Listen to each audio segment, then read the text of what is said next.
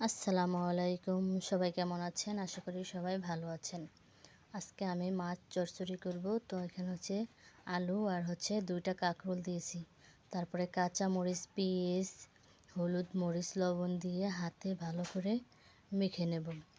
মেখে নেওয়ার পরে তেল দিয়ে এখানে হচ্ছে আমি চুলায় বসিয়ে দিলাম হালকা একটু পানি দিয়ে।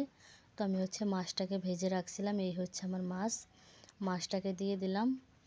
মাছটাকে দিয়ে দেওয়ার পরে হচ্ছে এই হচ্ছে আমার চচ্চড়িটা ঝোল অনেকটা টেনে গেছে, তো একদম শুকনো শুকনো করে আমি রান্না করব। তো আমার এই চচ্চড়ি রান্নাটা কেমন হয়েছে অবশ্যই বলবেন। এই হচ্ছে আমার চচ্চড়ির ফাইনাল লুক। তারপরে হচ্ছে আমি এখানে একটু সুরমা মাছ ভুনা করে নিছি।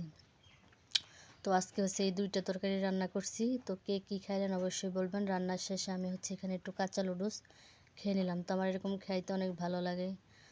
সবাই ভিডিওটা ভালো লাগলে লাইক কমেন্ট শেয়ার করবেন। আল্লাহ হাফেজ।